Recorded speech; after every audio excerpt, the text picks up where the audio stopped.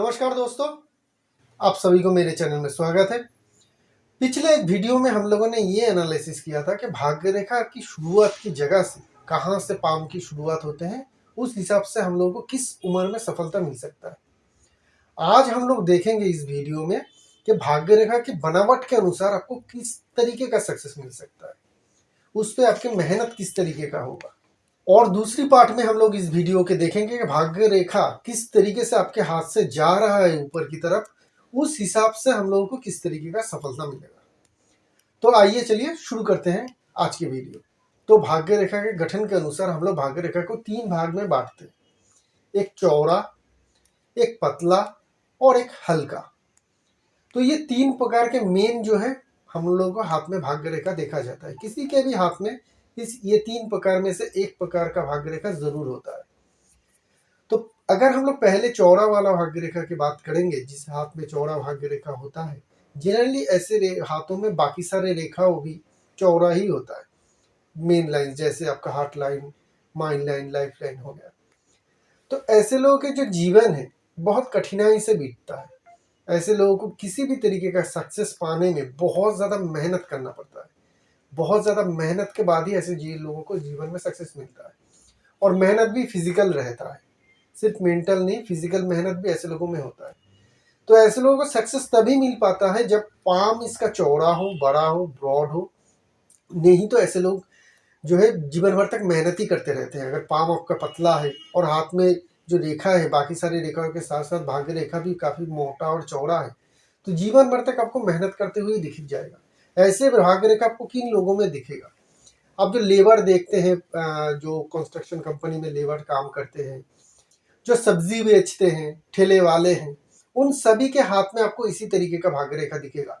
ये लोग सारा दिन, पूरा दिन मेहनत करते हैं और दिन भर मेहनत करने के बाद इनके उस दिन के जो खर्चा है वो उठ पाता है। तो समझ सकते हैं इनकी जिंदगी कितनी संघर्षपूर्ण रहेगा। लोगों को अगर सफल होना है तो ऐसे लोगों को इस तरीके का काम करना चाहिए जहाँ पे फिजिकल मेहनत बहुत ज़्यादा हो। ऐसे लोग जनरली हम लोग देखते हैं स्पोर्ट्स में सक्सेसफुल होते हैं। ऐसे लोग हेवी इंडस्ट्रीज़ में सक्सेसफुल होते हैं। ऐसे लोग मार्केटिंग जॉब में भी सक्सेसफुल होते हैं। अभी हम लोग बात करेंगे हल्का भाग्य रेखा, जिन लोगों के भाग्य रेखा एक्सट्रीम हल्का हो जाता है। ऐसे लोग मेहनत करने के बावजूद भी सफलता ऐसे लोगों को मिलता नहीं है। हम लोग पिक्चर में देख रहे हैं कि एक्चुअल में हल्का भाग्य रेखा कैसा होता है, इसलिए आपको समझाने के लिए हम लोग एक ही पाम को रख रहे हैं जिसमें अच्छे भाग्य रेखा भी है, पतला भाग्य रेखा भी है और हल्का भी भाग्य रेखा भी है। तो आप डिफरेंस समझ सकते हैं। तो हल्का भाग्य रेखा क्या होता है ना कि पूरी हाथ में पाम में ओवरऑल एक ही तरीके का भाग्य रेखा, मतलब पूरा हल्का आपका भाग्य रेखा नहीं रहेगा। भाग्य रेखा आता है बीच बीच में, अच्छे भाग्य रेखा के बीच में कुछ टाइम पीरियड के लिए हल्का भाग्य रेखा हो जाता है। ये टाइम भी बहुत ही टफ रहता है ऐसे लोगों के जीवन में। ये लोग जितनी भी मेहनत करें, जितनी भी कोशिश करें जीवन में ऊपर उठने की, इस टाइम पीरियड में आने के बाद इन लोगों को सक्सेस या तरक्की बिल्कुल मिल नहीं पाता और कैरियर बिल्कुल रुका हुआ रहता है। ये एक टफ पीरियड है। इसके ऊपर अगर कोई कट वगैरह, अगर नेगेटिव मार्किंग आ जाए तो बहुत ज़्यादा आप कह सकते हैं कि बहुत ज़्यादा फाइनेंशियल डिजास्टर में भी ऐसे लोग जा सकते हैं। तो हम लोग देख चुके हैं कि 2 तरीके का भाग्य रेखा। अभी हम लोग बात करेंगे पतले भाग्य रेखा। तो पतले भाग्य रेखा जो होते हैं दूर से हम लोगों को साफ दिख जाता है, बहुत शाइनी होते हैं और ऐसे ही भाग्य रेखा सबसे उत्कृष्ट या उत्तम हम लोग कह सकते हैं। ऐसे भाग्य रेखा किसी के हाथ में किसी भी एज पीरियड में आ जाए तो समझ सकते हैं कि ऐसे लोग जो भी मेहनत करते हैं उसका फल, उसका रिजल्ट इसको बेहतरीन मिलता है और ऐसे लोग बेहतरीन तरक्की करते हैं, ये जो भी ये भाग्य रेखा हाथ में देखने को मिल जाए। तो ये तो हम लोग देख चुके हैं कि 3 तरीके का जो भाग्य रेखा गठन के अनुसार बनते हैं वो हम लोगों को किस तरीके का सफलता देता है। अब हम लोग बात करेंगे कि भाग्य रेखा चल कैसे रहा है। तो वो चाहे आपका मणिबंध से उठे भाग्य रेखा या चंद्रमाउंट से या जीवन रेखा से या फिर शुक्र माउंट से, ये 4 जगह से उठ सकता है भाग्य रेखा। तो ये भाग्य रेखा कहीं से भी उठे ये 4 जगह में से, लेकिन इसका डेस्टिनेशन जो सैटर्न माउंट है वहां पे जाने के रास्ता इसका कैसा है। क्या यह बिल्कुल सीधा जा रहा है या कर्व होके जा रहा है, ये हम लोग को देखना चाहिए, या कि ये बेंट एक सांप की तरह टेढ़ा मेढ़ा होके जा रहा है।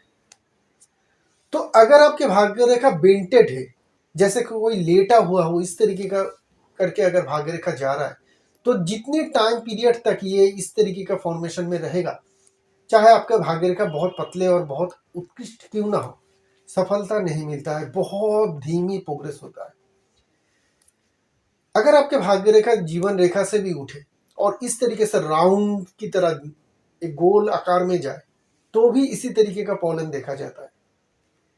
अगर आपकी भाग्य रेखा शुक्र माउंट से भी उठे और इसी तरीके का सिनेरियो बनाए, तो भी इसी तरीके का ही रिजल्ट मिलेगा कि जब तक के भाग्य रेखा सीधा ना हो, तब तक आपको बेहतर सक्सेस नहीं मिल पाता है।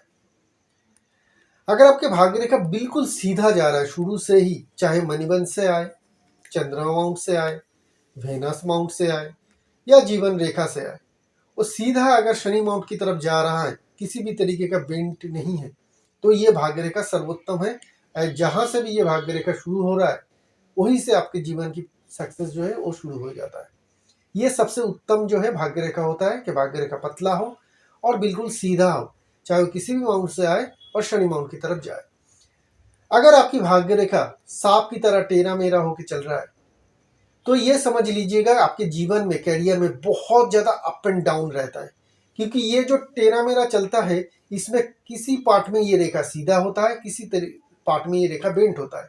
जहां पे भी सीधा होगा आपको सक्सेस मिलेगा, उसके 1-2 साल बाद फिर से आपको डाउनफॉल देखना पड़ेगा। इस तरीके से ऐसे लोगों के जीवन जो है, कैरियर जो है चलता रहता है। तो ये आज हम लोग देख चुके हैं कि भाग्य रेखा के गठन और चलन के अनुसार कैसे हम लोग को रिजल्ट देता है। अगले वीडियो में हम लोग और डिटेल से भाग्य रेखा को समझेंगे। तब तक के लिए आज्ञा दीजिए। शुक्रिया आप लोगों का।